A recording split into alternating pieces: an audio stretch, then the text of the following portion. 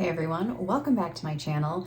Today I have a bookshelf organization.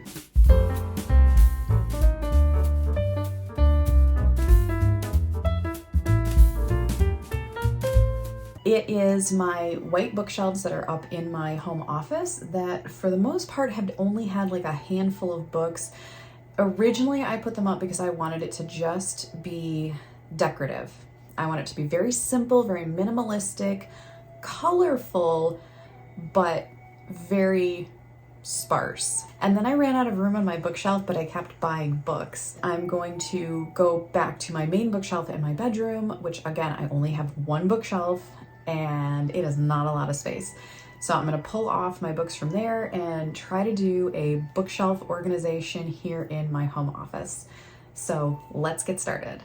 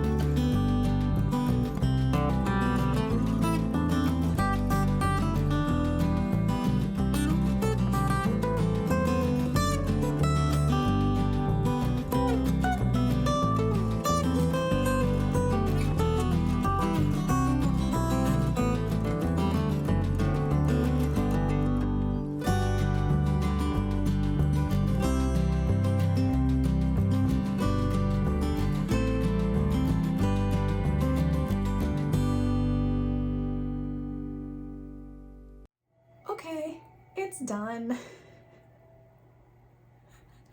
It's so weird.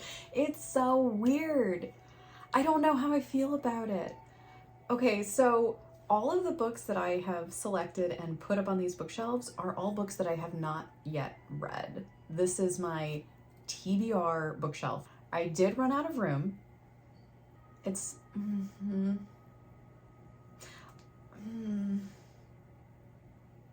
I feel like Nathan Fillion.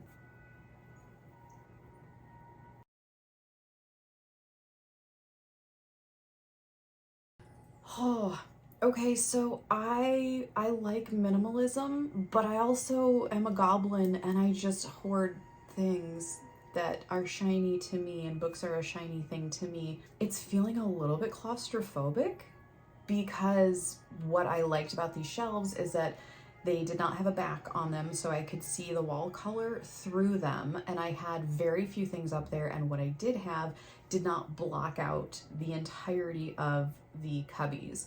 And so it felt very light, it felt very, I don't know, it felt comfortable to me. Like I said, because it was minimalistic.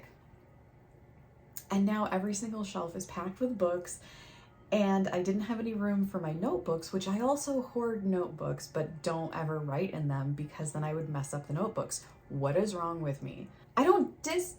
It's not that I don't like it. It's that I have to get used to this, I think. Oh, there's just so much stuff. It feels heavy. It feels maximalistic now. And I love to be surrounded by my books. So it's like I'm split right down the middle here. I am split down the middle on this one. But since it's done, let's do a little bit of a tour. This is my nonfiction shelf. Yes, I do have 3 copies of the same book.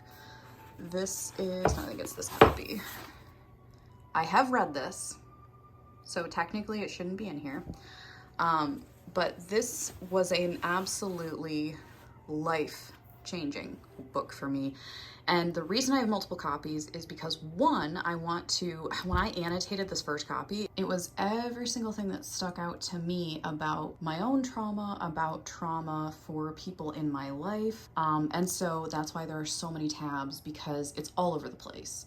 The entirety of the book is so incredible.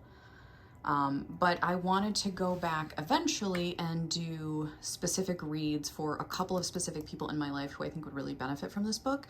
Plus, I also wanted on-hand copies available in case any of my friends or family ever wanted a copy of this book right away. Because at first I had trouble finding it in bookstores. So when I did see it eventually, I ended up snatching up a couple. And then Widen the Window is therapies into the treatments of post-trauma and how to help yourself.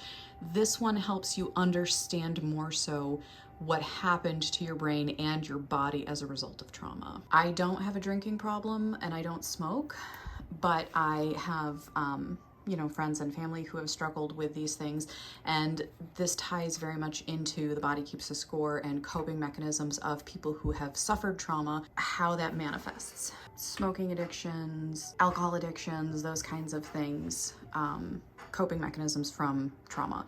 So I actually did read How to Quit Smoking, which again, I don't smoke, but I thought it was actually a phenomenal book. If I did smoke, I think this would be incredibly helpful to me. And then I just have other nonfiction up here because I couldn't fit it anywhere else. Steve Martin just wrote Number One is Walking, and I adore Steve Martin, so I wanted to see what that was. Everybody knows this book. I've not actually read it yet, but obviously I've heard great things about it. The Wave is a book I've had for a long time. This is documenting big wave surfers who chase these monster waves throughout the world. All right, now is I've bought it, it's not a classic, and I'm gonna read it shelf. I bought a good amount of these within the past 12 months. This one, this one, this one, this one, this one, this one, this one, this one. Yeah, all but two. So Geisha A Life and John Green's Fault in Our Stars. I've had on my shelf for a few years. I don't remember when or why I picked them up, but I've not gotten to them. Well, I know why I picked this one up, because I wanted to see the real story of behind Memoirs of a Geisha. Now we have my classics, part of my classics. I know this isn't a classic, neither is it a fiction. This is the making of The Princess Bride from Carrie Elwes's perspective. But I didn't have anywhere else to put it. My friend gave me this book. I don't know if this is technically a classic, but this deals with a teen pregnant mother who ended up being killed in a school shooting. The Isaac Asimov Foundation trilogy, I got this because it was gorgeous. And I was like, yeah, I like sci-fi. And it's been many years since I bought it and I have not read it. But maybe someday I will get to it. Dante the Divine Comedy. I actually read Inferno last year, but I've not read Paradise or Purgatory, I think are the other two. I read Jane Austen for the first time last year, and I really loved Pride and Prejudice, so I picked up Emma when I saw it. Rebecca by Daphne du Maurier. I actually meant to pick up My Cousin Rachel, but I didn't see it, and it started with an R, and my gerbil brain got confused, and I bought it anyway. But I've never read Daphne du Maurier, so I want to read that. Don Quixote I've had for years, not read. Schoolgirl by Osamu Dazai. I read Osamu Dazai's No Longer Human for the first time last year. And I think when I saw this literally a week ago, and on the back it says that this is now just being published, even though this was actually his first work. So this is part of the story of the character from No Longer Human, so I wanted to get that. And then this is 50-50. It does and it doesn't belong. So this is the uncensored Picture of Dorian Gray. I've read The Picture of Dorian Gray. It's a masterpiece. I did not know it was censored though. So recently when I was at the bookstore and I saw the uncensored copy, I was like, oh, I guess that makes sense that when it was published it would be censored, because he was very controversial. So I'm like, yeah, I want to read what the actual work was because, spoilers, I don't like the idea of authors being censored. If you don't want to read it, then don't read it. I'm not even gonna get into the Roald Dahl thing right now. Oh my gosh, though. That deserves its own discussion video, as others have made. Okay. This is my next classics, but I have not read, another Osamu Dazai. I really love these covers. No Longer Human is like a hot pink, but with this very minimalistic, singular image in blacks and grays. Brave New World by Aldous Huxley, mega classic. I think this is considered a classic, so I put it here. The Emperor is Divine is one I've wanted to read for a long time. The Plague by Albert Camus. I picked this up at the beginning of the pandemic because why not? 100 Years of Solitude by Gabriela Garcia Marquez. This I heard about from Emma on Emmy's channel. This is like her all-time favorite book next to Phantom of the Opera. And she just makes this book sound so delectable, and I cannot wait to get into it. Snow Country by Yasunari Kawabata I have wanted to read since I heard about it last year. I love Japanese literature. Japanese death poems. I have been really enjoying this. It's not technically a classic as its own piece, but the works within it are classics, so goes on my classic shelf. I have been doing an ASMR reading of this book. Tenet of Wildfell Hall. I wanted another Bronte sisters because I read Charlotte and what's the other one? Emily Bronte last year for the first time. So I wanted to read something by Anne Bronte. Invisible Man by Ralph Ellison. This has been on my list for a long time. I think I actually have an ebook copy, but I have found I really don't like reading ebooks, so I picked up a physical copy. Now, we're gonna skip this for a second. We're gonna go over here. Here's the rest of my classics that I haven't read. This is the Chonky cube. This is the Chonk cube. Tale of Genji. This is considered by many one of the, if not the first novels as we know them today. By Murasaki Shikibu. This is gonna be a tough read, I think, but I want to read it. I want to read the first novel ever written, of course, and it's Japanese. The Red Sphinx. I just got this. It is this direct sequel to The Three Musketeers by my favorite author. And then this. Oh my god. So this is Camille by Alexandre Dumas. Look at this gorgeous book. I found this on Pango. It is stunning, and it was so incredibly priced, and I did not think I was gonna find this. I am typically not a fan of physically old books. I'm typically not a fan of used books. I don't like the old book smell. It sets off my allergies really bad. But this was so pretty, I couldn't resist, and it was by my favorite author. And then I got it, and it feels incredible. I'm gonna open this. I cannot describe to you the way these pages feel. They feel like parchment. No, not like parchment, you know how they used to use cloth for paper? They would treat cloth a certain way, and they would actually make it into basically paper. That's what it feels like. It is velvety. It is tactilely delicious. That kind of feels like the Lucky Charms Magically Delicious. It's tactilely delicious. Okay, I'm a weirdo. John Steinbeck's The Grapes of Wrath I've had since high school. I read the first 9 pages. He didn't stop talking about dust for any of them, so I quit and I never picked it up again, and my English teacher was very disappointed in me. Sorry, Miss Burback. And then I started reading John Steinbeck this year for something else, and I was like, oh, I kind of like his writing. I watched Carly read East of Eden by John Steinbeck, and she does not like classics typically, but she absolutely loved this book, and hearing her talk about why she loved this book, I was like, yeah, I'm probably gonna love it. So I picked that up, and I'm gonna give Grapes of Wrath another try at some point. And then finally, I have Leo Tolstoy's Anna Karenina. I do have the Maggie Gyllenhaal narrated audiobook of this, and I'm probably going to be doing them in tandem.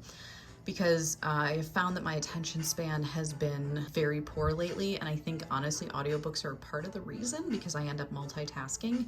So when I sit and physically read, I struggle. So I might be depending on the audiobook for that. All right, and then finally, this is the shelf I'm the most excited about. You'll notice it has A Farewell to Arms, which yes, I did read in January. Why is it on my not read shelf? Because this is my Game of Tomes shelf. These are the books that will be in Emma and Carolyn Mary Reed's Game of Tomes that I am doing a read along with this year. I have nothing to do with their channel. I've not met them or anything, but I adore them. Was super excited because so many of these books I either have read or want to read, and I'm super excited to see what they say about their feelings on all of these books. I already really disagree with both Emma and Carolyn about Ernest Hemingway's A Farewell to Arms. I did not like it. I only gave it a 2-star, and the only reason it got a 2-star was because the ending saved it. But I had some of these books myself, and then I went and I bought some of the others, and you can tell it's not complete. I don't have 12 books here. They're gonna be doing 1 book a month. The book for February, I am reading, it's an ebook because I could not get a physical copy, is John Steinbeck, Once There Was a War. And then I'm still missing 3 or 4 other books that I'm going to be ordering and putting up on my shelf. So I'm glad there's still room. And yes, The Count of Monte Cristo is on here. It is my all-time favorite book. I have read it. I planned, even before they were going to do it in Game of Tomes, I already bought a 2nd copy so I could do a full annotation and reread this year. I want to read this book once a year for as long as I live. I love this book so much. The problem is that this is going to be a month where they're letting their viewers decide which book. And there's 3 options: Jude the Obscure, The Stranger, and The Count of Monte Cristo. And it'll be paired with The Brothers Karamazov from the previous month. I'm just going to trust that they're going to be reading The Count of Monte Cristo. And even if they don't, I'm still going to do my own reread and annotation. But it's beautiful and I love it. And so it's here.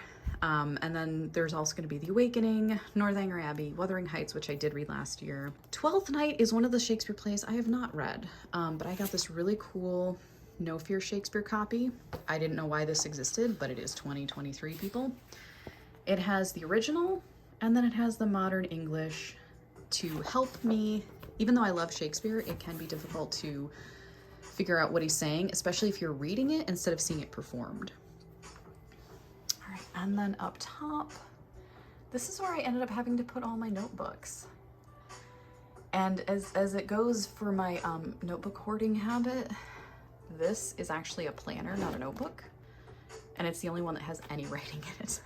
All of the rest of these do not have, oh no. I need a bookend. I don't have any bookends. I need a bookend. The rest of them don't have anything in them. It's just my goblin hoard. And then my Breath of the Wild special edition that I got when I bought Breath of the Wild pre-release, whatever that was called, collector's edition or whatever. And then finally, up top is where I put my painting my friend made me. And a little bit of decorative and one of my baby pictures. So, and yes, this is a little handheld vacuum. Is it aesthetically the most pleasing thing up there? No, but I'm also all about being practical, and it is very handy for me to just be able to grab it from there, so too bad. That is it for my bookshelf organization. You can see how like it feels cluttered compared to what it was before. I'm trying to get used to it. I'm trying to not feel like crushed and overwhelmed. I love it, but it's kind of intimidating. There's a lot that I have not read. I'm gonna count them. I'm gonna count them and see how many there are. I don't know. I don't think I'm gonna put it in the edit here because like I can guarantee you as soon as I stop recording, I'm gonna be distracted by something else. But I am happy that I feel more organized at least. So that is my office bookshelf tour. Thank you so much for checking it out with me, and I will see you in my next one. Bye. Okay, so editing Cameron here. You can tell I did some changes. I swapped some stuff around and I went and I got a bunch of plants because Yay, plants. And I put my little picture that Chewy painted me of Link up behind my plants. Um, and I now have a space for my notebooks to be corralled. And I got my little fox statue. And I really like this now. I think I like the difference. I like the change in height. And I think it looks a lot cleaner. And having those plants makes all the difference to me, the greenery, the natural beauty of them, and now it's somehow, even though it's actually fuller, this now doesn't feel quite so claustrophobic to me, and it doesn't like completely freak me out anymore. And I actually love this so much now. So this is finally the finished product.